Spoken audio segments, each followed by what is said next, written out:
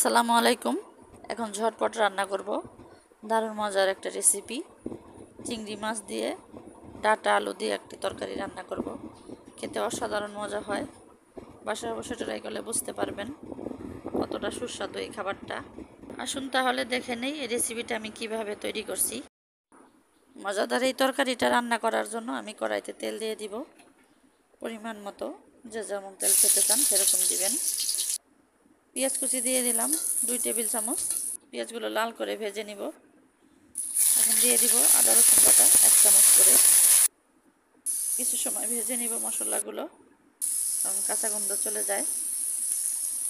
Quarter cup দিয়ে দিব পেঁয়াজ বাটা। আদা পেঁয়াজ রসুন ভালোভাবে আমি 2-3 মিনিট ভেজে নিয়েছি।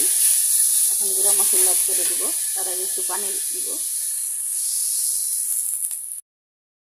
হলুদ গুঁড়া 1 চা চামচ, মরিচের গুঁড়া 1 চা চামচ, গুঁড়া 1 চা চামচ, জিরার গুঁড়া 1 চা চামচ, লবণ দিব স্বাদ মতো। 7-8টা কাঁচামরিচ দিয়ে দিয়েছি। এখন আর একটু পানি দিয়ে মশলাগুলোকে আমি 5-6 মিনিট ভালোভাবে কষাই নিব।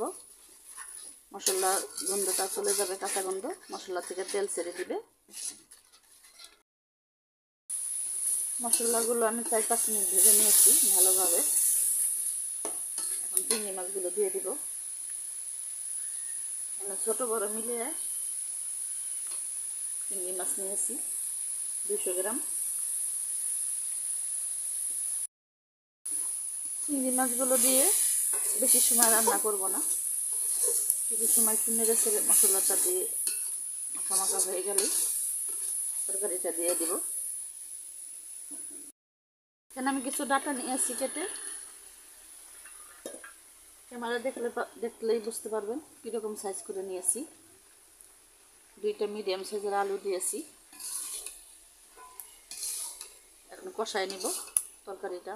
মাছের 2-3 মিনিট তরকারিগুলো কষাই নিয়েছি। এখন সামান্য পানি দিয়ে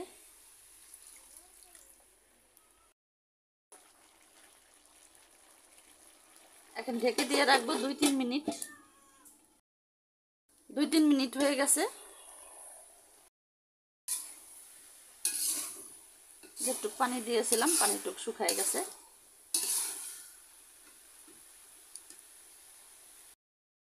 ডাঁটাগুলো প্রায় সিদ্ধ হয়ে গেছে।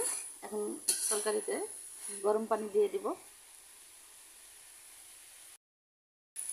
যে কোনো তরকারিতে গরম পানি দিয়ে দিলে স্বাদটা নষ্ট হয় না। গরম পানি দেওয়ার চেষ্টা করবেন। ডাঁটাটা সিদ্ধ হয়ে গেছে, আর 2-3 মিনিট জাল করলেই হয়ে যাবে। আমি পরিমাণ মতো জল দিয়ে দিয়েছি। আমি কিছু বিলাতি ধনিয়া পাতা কুচি দিয়ে দিলাম। তরকারিতে যদি গরম পানি দেন তাড়াতাড়ি বলক আসে, তরকারির স্বাদটাও নষ্ট হয় না।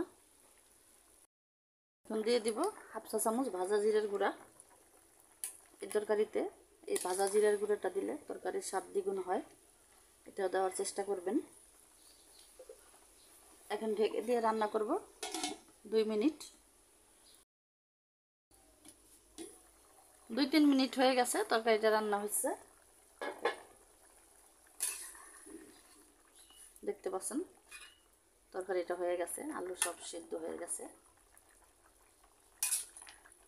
এইভাবে চিংড়ি মাছ দিয়ে ডাঁটা দিয়ে রান্না করে খেয়ে দেখবেন, দারুণ স্বাদ হয়। খুবই মজাদার একটা তরকারি।